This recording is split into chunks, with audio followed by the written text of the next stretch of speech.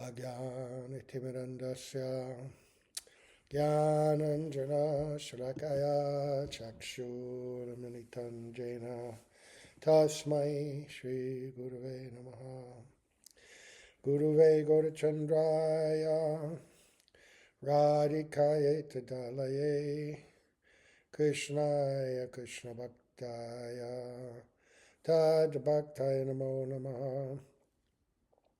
Yam Pravajantam Anupeta Apeta Krityam Dvapayano Viraha Katara Ajuhava Utriti Tan Maitaya Taravo Benedus Tam Sarvabhutam Hridayam Munimanatusmi Narayanam Namaskritya Naram Chaivanarottamam Devim Saraswatam Vyasam Tato Jayamudirayat Bhaktya Vina Parada Lakshay Kiptashtakamari Tarangamadye Kripa Mai Tvam Sharanam Prapanna Brinde Namaste Charanarvindam Tave Vasmi Najivami Tvaya Vina Iti Vigyaya Radhe Tvam Nayanam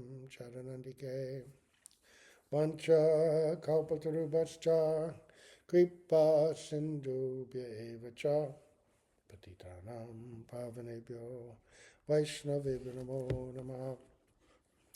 So we're going to continue with the Sri Chaitanya Shikshamrita composed by Srila Bhaktivinoda Thakur.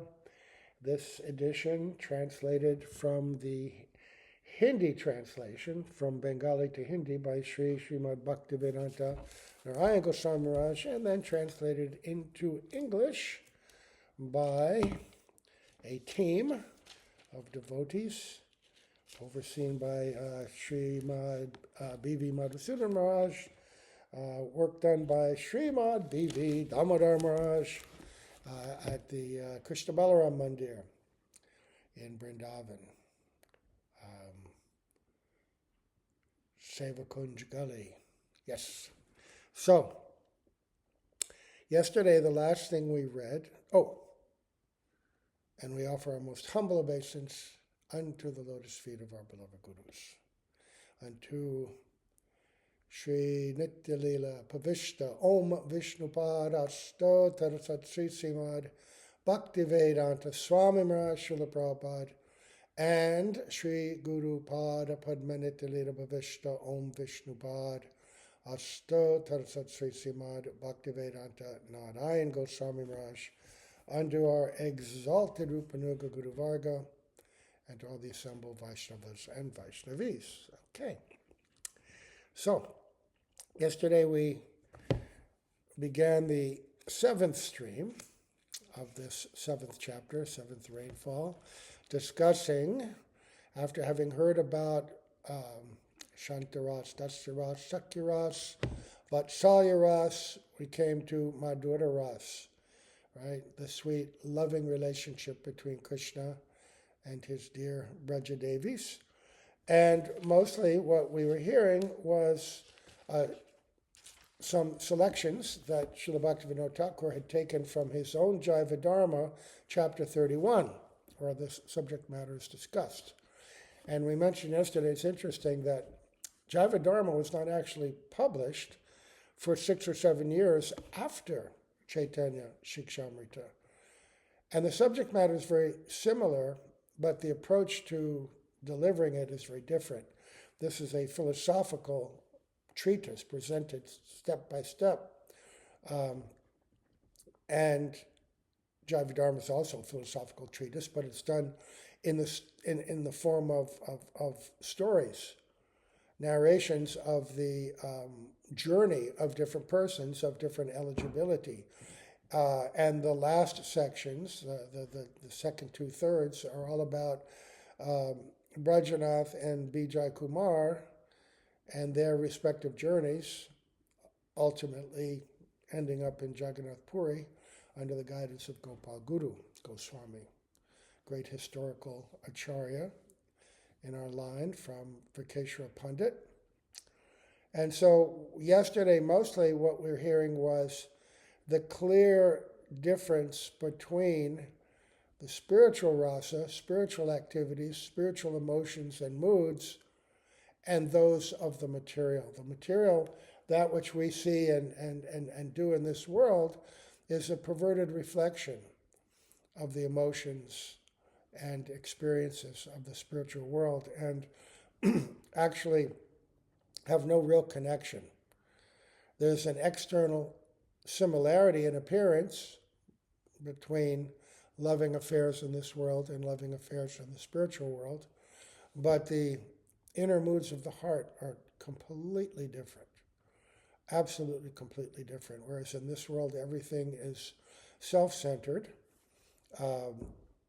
Everything is done for the pleasure and fulfillment of each individual, embodied and covered by the element of false ego, which makes everything that we do self-directed. And we're trying to experience the need for love and fulfillment through interaction with other similarly conditioned jivas. And it doesn't work.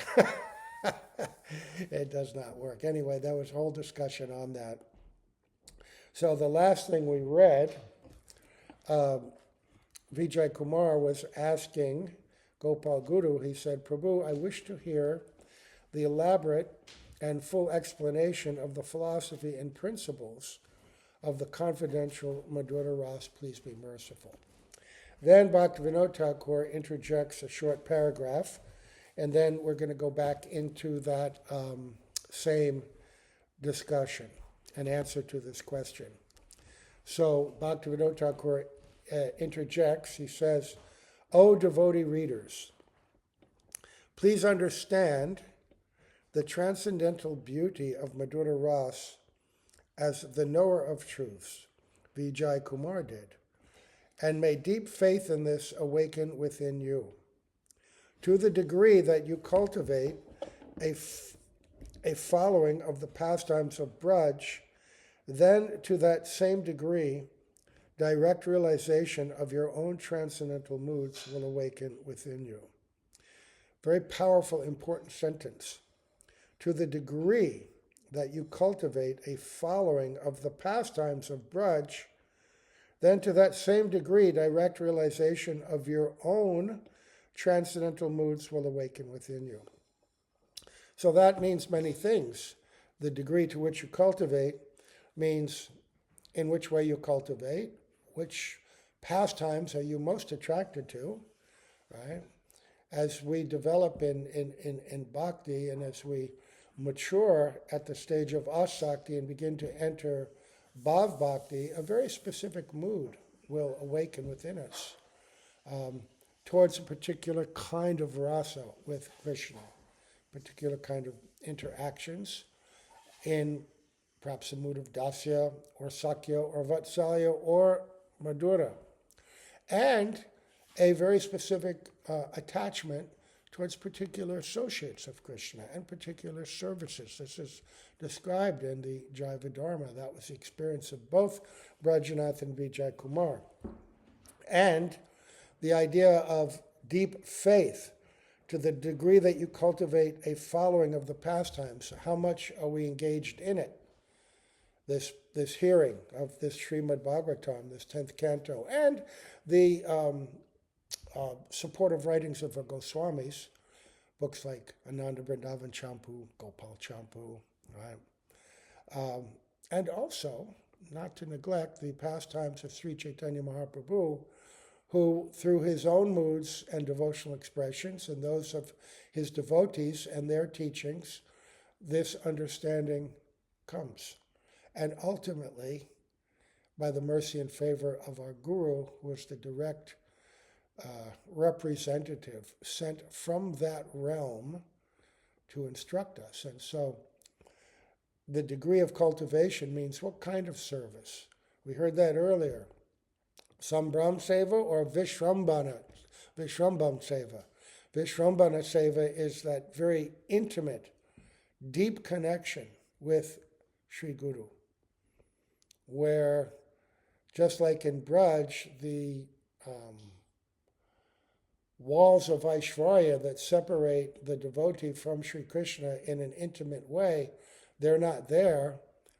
At some stage in our bhakti, our devotion and affection for our guru will be of such a nature that we become actually like associates and friends. They're still our guru, but the relationship changes. I'm just getting a call. I think I just won't answer it. It's my friend Radharaman from New York, my old buddy from high school. So, let me send, oops, okay. So, Vishrambhana Guru Seva. So cultivating. And also this relates to this very important verse at the end of the Rasa Lila in the Srimad Bhagavatam. Shukadeva Goswami gives this verse, Vrikrididam Vrajavadu idam cha Vishnu, Shananvitam anu shunuyad, where he says that one who hears these beautiful pastimes between Krishna and the gopis, and specifically relating to this Rasa Lila pastime, with deep faith, right, from following in the footsteps and the direction of a self-realized personality, one who themselves are immersed in that, then they will develop prem for Radha and Krishna in the appropriate mood. And then all the last obstacles and subtle anarthas that may remain are completely dispelled. So ultimately, this hearing process, hearing and chanting, this is the process in this age.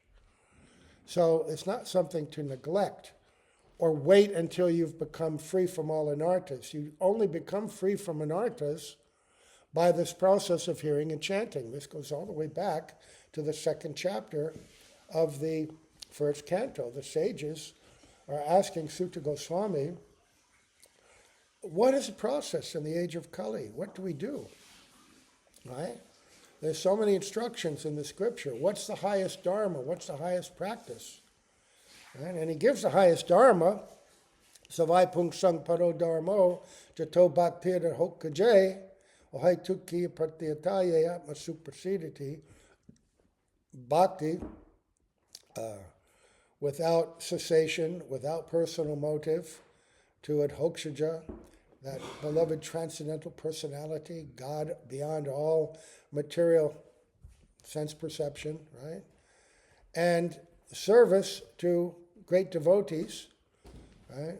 Shushusho Shradadhanasya Vasudeva Kataruchi Syan Mahat Sevaya Vipra Punyatirtana Sevanat, service to the great devotees, the San Mahat Sevaya, but then what happens? Vasudeva Kataruchi, great attachment and taste for hearing about the pastimes of Vasudeva, Radha and Krishna. Right?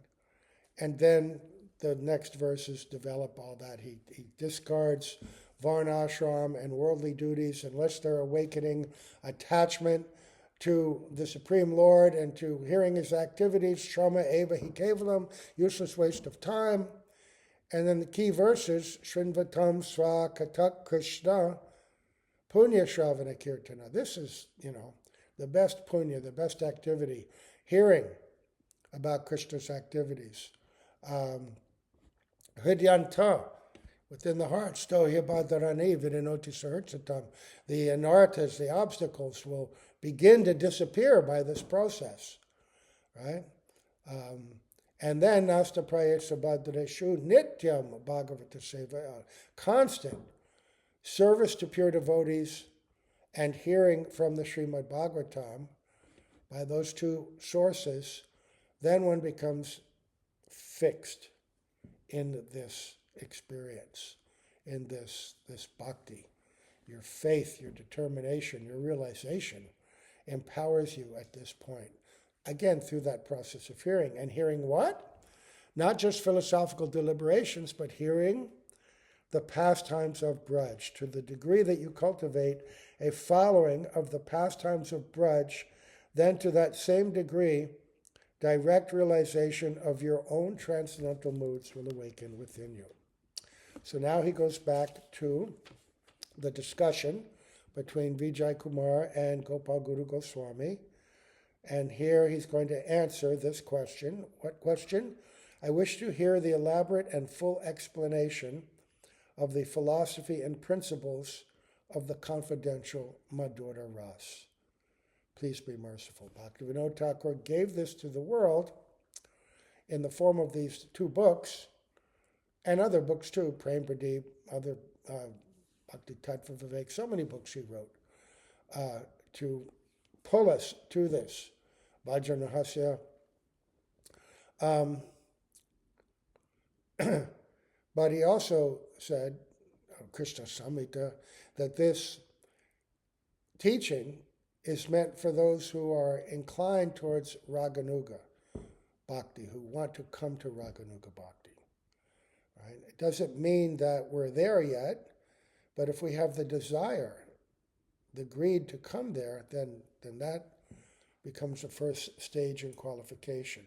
But again, he balances it with proper perspective. What are we eligible for? What is the mundane consideration? What is the spiritual consideration? Right? Very careful in his presentation. So Gopal Guru Goswami answers.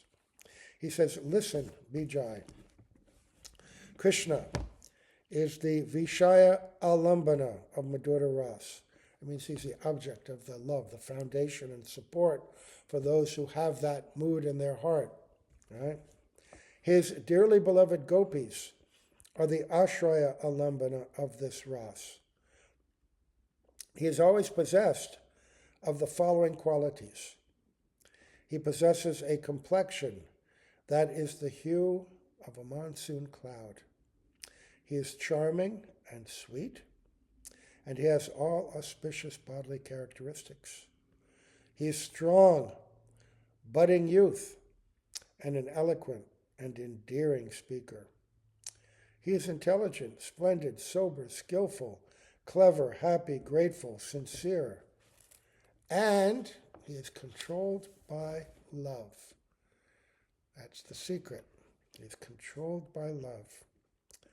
He is grave. He's not controlled by learning, not controlled by austerities. Right? He's not controlled because you may be a great speaker or a skillful administrator. He's controlled by a genuine mood of love. Nayamatma pravachatena labhyo, right? So, he is grave, super excellent, and performs wondrous activities. He steals the hearts of young damsels. He is ever fresh, the exquisitely beautiful beloved who enjoys incomparable loving pastimes and who plays upon his flute. I'm looking at Krishna right across from me. Sri Govinda, he's also playing on his flute. Seeing the beauty of his two lotus feet has crushed to dust the pride of billions of cupids. His loving sidelong glance enhances the hearts of all. And it is only he who is the fruit of the treasury of playful pastimes. Sri Krishna, with his transcendental form and qualities, is the only hero, or Nayak. Krishna appears continuously within the heart, purified by bhakti. Very well. Then please describe the difference between Shuddha Sattva and Mishra Sattva, or pure and mixed existence. So I guess that very well, that must be Vijay speaking. Okay, this is important, right? Again, if we want to understand this transcendental rasa, this topmost emotional position, we have to, again, be able to distinguish between Shuddha Sattva and Mishra Sattva. Mishra Sattva being the material mode of goodness, which is very similar, has very similar in many ways to Shuddha Sattva in terms of the qualities that develop in the heart of the aspiring sadhak, but it's not Shuddha Sattva. Okay? So he's going to explain. And the heading is, the pure jiva is Shuddha Sattva. Very humbly, Vijay Kumar began speaking. That which has existence is called sata, and a substance that has an actual position, form, quality, and activity can be called sattva. Shuddha Sattva is sattva or existence that has no Wait a minute. I don't think this is... Okay, yes. Oh, okay. I misunderstood. Goswami is still speaking, and he directs Vijay Kumar to describe the difference between Shuddha Sattva and Mishra Sattva, pure and mixed existence. He wants to test his understanding. To what extent do you understand this subject matter? And then he can proceed, right? And fine-tune the teaching. So he says, now you please explain. So Vijay Kumar begins to explain. That which has existence is called sata, and a substance that has an actual position, form, quality, and activity can be called sattva. Right? A substance that has position, form, quality, activity, is sattva. Shuddha Sattva is sattva or existence that has no beginning or end and whose form is eternally new. It is not contained by the divisions of past and future time, and it always remains thoroughly astonishing. Shuddha Sattva includes all aspects of existence that are the products of the pure spiritual energy. In Maya, which is the shadow of the Chit Shakti, there is transformation of time as past and future. All aspects of existence in this Maya contain the Mayika function of the motive passion, for they have a beginning. They also contain the function of the motive ignorance, for they have an end. Mishra Sattva refers to aspects of material existence that have a beginning and an end. Right? So whatever is under the aegis or direction of material time, that is Mishra Sattva. Right? So even Sattva Gun in the material world, it's not seen to be always ever completely pure. There's always some connection with Tama and Raja. Because as long as one is under the influence of material nature, in other words, not realized one's spiritual identity and completely free from all connection and an artist, false ego, then this connection is still there. Some mixture is still there. Right? So, Mishra Sattva refers to aspects of material existence that have a beginning and an end. Now, the pure jiva is also Shuddha Sattva, and his form, qualities, and activities are also composed of Shuddha Sattva. Let's see, there's footnotes here. Let me just see. Oh, Ujjvala Nilamani. Oh, Srimad Bhagavatam. Oh, let's quote this Srimad Bhagavatam verse here. This is from the 4th canto, 3rd chapter. This is Lord Shiva speaking. Sattvam Vishuddham Vasudeva Shabditam Yad Iyate Tatra Puman Apavrita Sadvecha Tasmin Bhagavan Vasudeva Hyadhakshajo Me Namasa Vidhiyate. Pure spiritual existence is called Vishuddha Sattva. Sometimes also Vasudeva, it's in parentheses. Sattvam Vishuddham, Vasudeva Shabditam. The Transcendental Supreme Person is revealed from within such a state. Therefore, he is called Vasudeva. I give obeisance from within my mind to that Adhokshaja Bhagavan who is beyond the purview of the material senses. Okay, revealed from within when one is situated in that state of Vasudeva or Shuddha Sattva. So, what is that again? Let's hear that one more time. 4th canto, 3rd chapter, 23rd verse. Sattvam Vishuddham, right? Or Vishuddha Sattva, Sattvam Vishuddham, Vasudeva Shabditam. That transcendental existence known as Vishuddha Sattva, also known as Vasudeva Shabditam. That's what it's called. So, therefore, so he ends that, wait, I lost my place once again. Now the pure jiva is also Shuddha Sattva, and his form, qualities, and activities are also composed of Shuddha Sattva. However, within the conditioned jiva, the two qualities of Maya, namely passion and ignorance, have become mixed with his pure sattva. Therefore, the conditioned jiva is called Mishra Sattva, composed of material existence.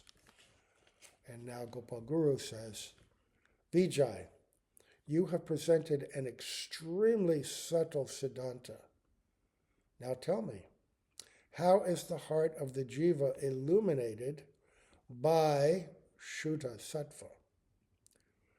Okay, and the heading of this answer that Vijay is going to give, Shuddha Sattva awakens by the mercy of Hari, Guru, and the Vaishnavas.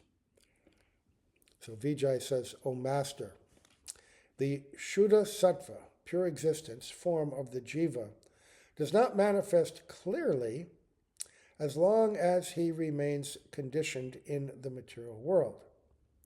He realizes his swarup to the extent that this Shuddha Sattva arises, but he cannot attain this result by the practice of materialistic karma or jnana. The reason is as follows. No bodily, okay, so again, let me just repeat that. He cannot ascertain the result by the practice of materialistic karma or jnana. Right? What is karma and jnana? Karma means performing ritualistic activities. It means austerities, following very strict rules, regulations, rituals, all of that. Gyan means philosophical speculation rather than hearing revealed knowledge from self-realized persons, which is why in his definition of pure bhakti, which is the practice of somebody situated in Shuddha Sattva, Rupa Goswami says, Anya Bilashita Shunya, which is performing activities completely free of any independent selfish interest, right? In other words, only activities which are for the pleasure of Krishna, free from all separate abhilas, separate desire. But then he says, Jnana karma karmadhyanavritam. Jnana, reward-seeking activity that covers bhakti, separates us from that pure mood. Jnana, philosophical speculation that results in impersonal consideration or simply enamored with the knowledge and things of this world. Anadi, all the other things like knowledge of astrology and eightfold yoga process and all the separate goals that exist in this world, elevation of heavenly planets, mystic cities, all of that. Jnana karma dhanavritam. right? You're completely free from all of those. These are the tatashta shakti of bhakti. In other words, the secondary characteristics. Mostly what bhakti is not, right? And then anukulyena krishnanu shilanam, right? Performing activity which is motivated by pure love for the benefit of Krishna, only for Krishna's benefit, right? And done unceasingly, like an unbroken stream of fragrant oil from a jar, right? This is bhakti, bhakti uchate, bhakti uttama. This is pure bhakti.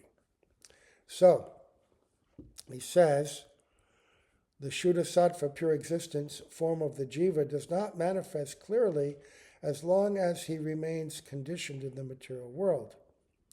He realizes his swarup to the extent that this Shuddha Sattva arises. But he cannot attain this result by the practice of materialistic karma or jnana. And Ramananda Roy said that same thing. He was giving the different stages to Mahaprabhu of development of the soul. Mahaprabhu wanted to know what's the topmost prospect for the jiva and the means to achieve it. And he went through stage by stage, starting with varnashram, then karma, then using bhakti, but bhakti with material desires, karma mishra bhakti, and then gradually evolving to jnana mishra bhakti. Right? And then finally, hearing transcendental subject matter free from philosophical speculation, from self-realized souls. Then Mahaprabhu says, okay, now we're getting somewhere. And then begins to describe the different stages of pure prema. But we have to eliminate and be aware of what it means, right? Our separate interests. Srila Prabhupada, in order to encourage us, would explain that in our level of development, we do, whatever we do for Krishna, right? Whatever talent we have, whatever likes we have, we do that for Krishna. And he called it dovetailing, right? Attaching the idea of service and offering it to Krishna. But Mahaprabhu explains to Ramananda Roy that can also be external, because you're taking the things that you have a sense of belonging to you, your talents, your likes, your dislikes. These are part of the motivation for your doing that activity, part of the joy that you take in that activity. Right? That any connection with material self-interest has to be completely removed. But this is not something that's done artificially. It's an awakening of the real ego, of the real joy of Vishuddha Sattva, which is what? The combination of Samvit Shakti and Ladini Shakti. Right? The awareness, Samvit, of my true identity, not my false identity, and the joy of pure loving exchange, Ladini, the happiness in that completely pure relationship. So, he cannot attain this result by the practice of materialistic karma or jnana. The reason is as follows. No bodily impurity can be eradicated by another substance that is itself impure. Mundane karma is impure by nature.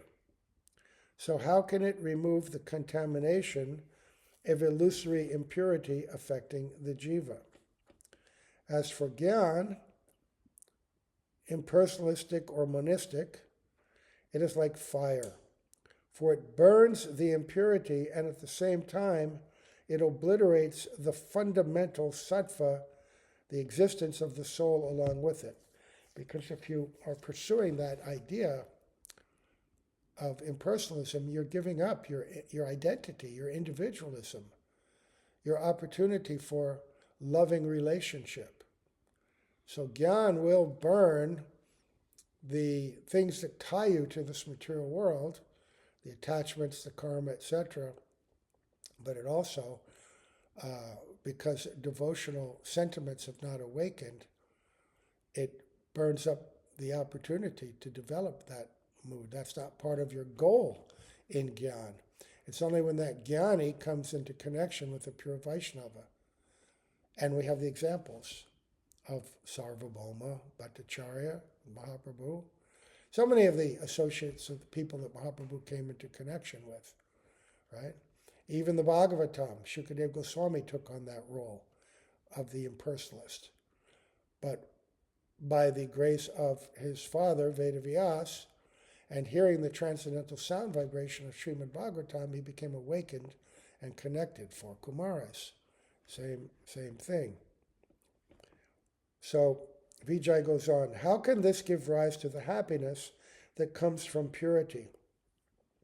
Thus, Shuddha Sattva can only appear through bhakti, which arises by the mercy of Guru and Vaishnavas. When bhakti appears, Shuddha Sattva illuminates the heart. Now, please be merciful and describe how many different types of Nayak or male heroes there are. Goswami. Vijay. Now, Goswami's very happy. Krishna manifests as 4 types of Nayaks. Dhirodata, Dhira Lalita, Dhira Shanta, and Dhirodata. So there's Dhirodata and there's Dhirodata. Dhirodata and Dhirodata. Dhira Lalit and Dhira Shanta. Within these 4 divisions, Sri Krishna performs 2 types of pastimes, those of a husband and those of a paramour lover. Okay. All right, so this actually, these divisions, these different kinds of heroes, are also described in the Jaiva Dharma in more detail. I think around, is it chapters, I don't know, around 26, 27, I can't remember the exact chapter number, but the different qualities, and then I don't remember if that's Vijay or Brajanath are saying, but these qualities of these different heroes, they seem to have different personalities which contradict one another. Right? Some of the qualities are humility and submissiveness, and some are arrogance and pride, and how are these reconciled? They seem to be opposed to each other. And it's described that Krishna is the embodiment of all qualities, and he will manifest them according to the Leela. So in ordinary circumstances, personalities are defined by certain groups of qualities. Ordinary persons can't have all these qualities together at one time. But Krishna is the source of everything. And so everything is perfectly reconciled within him. Oh, and there's one thing I wanted to kind of clear up. When I was saying that Srila Prabhupada was explaining about dovetailing, of course he explained much more. That wasn't the limit of his explanations. But that dovetailing, another name of that is Arop Siddha Bhakti, which is detailed by Vishwanath Chakravarti Thakur in his Madhurya Kadambini. Srila Prabhupada is a great follower of Vishwanath Chakravarti Thakur and used his commentaries extensively for his own in Srimad Bhagavatam.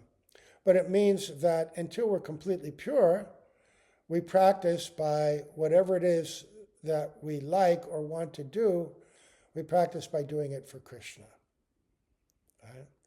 And that awakens a mood of reciprocation and happiness. It's not wrong to do that. It's appropriate according to our level.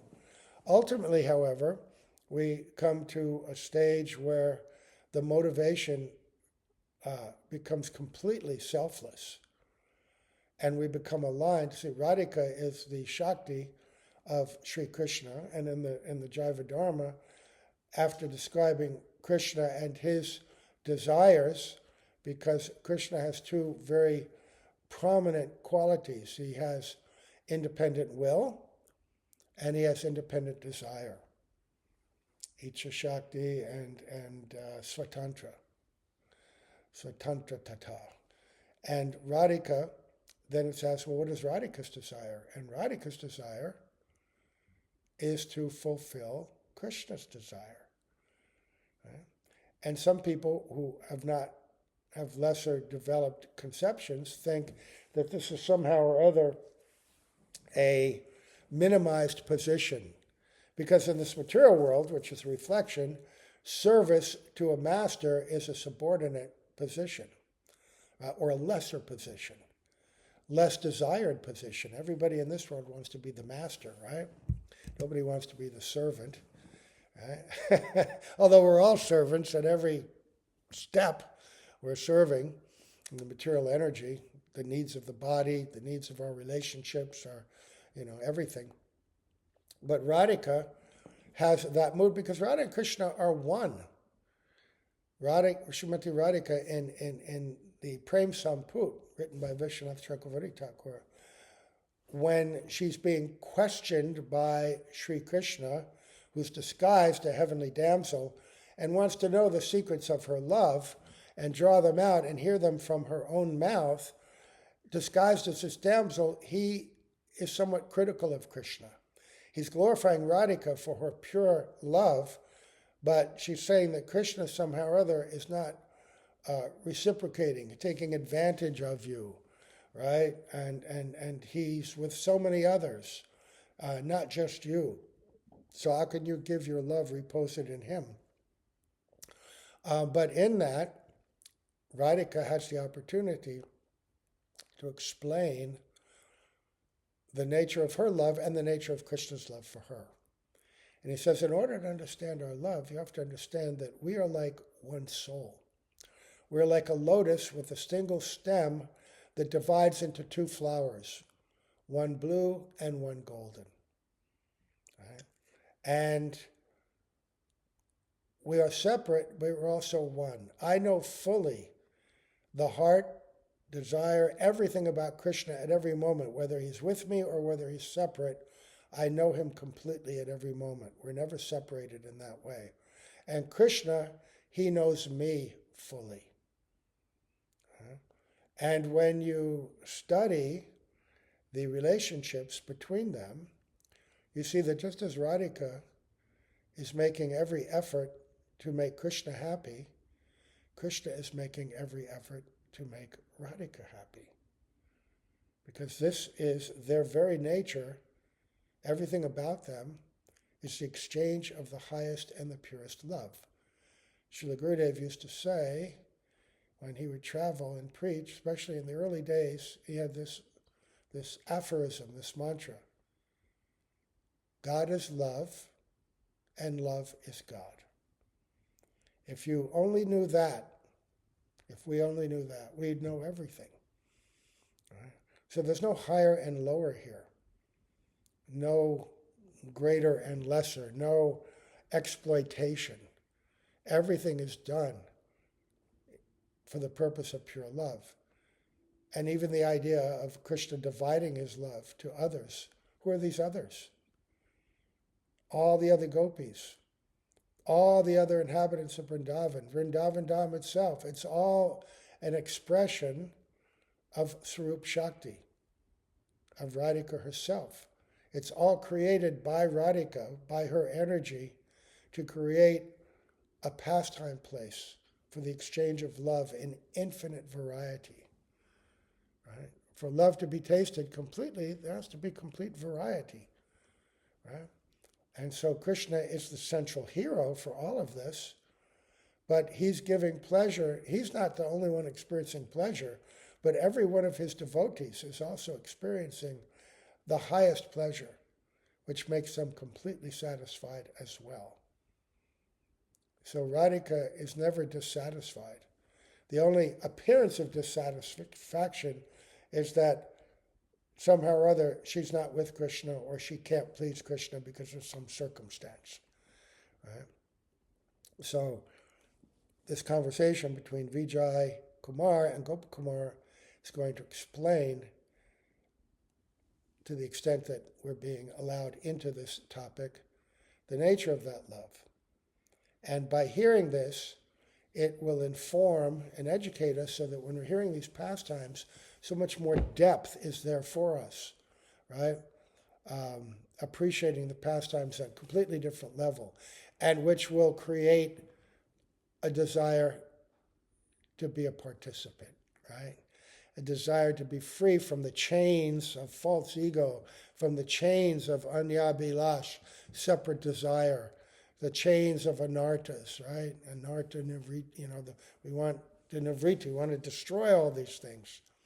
Anyway, so the next subject matter is the Parakya Ras. He's going to describe Krishna as a hero in Parakya from his side, and then the Parakya mood of the gopis from their side. Yeah? This unwedded love, or the love of people, means that unwedded in the sense that the object of their love is not their husband, it's someone else. And we'll be able to understand this from the supra-mundane position of morality, that this drama of Parakya love of Krishna and the love of the gopis who are married to others creates a stage to show that their selflessness is to such an extreme that they're willing to abandon even the highest levels of mundane morality to give pleasure to Krishna. Okay? And when we understand that, then we gain a whole different level of appreciation. So, we will, choppy sound, huh? Sorry. We're going to stop here today and begin the next thing tomorrow with gratitude and obeisance to Srila Prabhupada, to Srila Gurudev, to Sri Krishna Chaitanya Prabhu Nityananda, Sri Dvaita Gadadhar, Shivasari, Gaura Bhaktivinoda, who these Gaura Bhaktivinoda are exalted Guru Parampara, and to Sri Sri Radha Govinda, Hare Krishna, Krishna Krishna, Hare Hare, Hare Rama, Rama Rama, Hare Hare.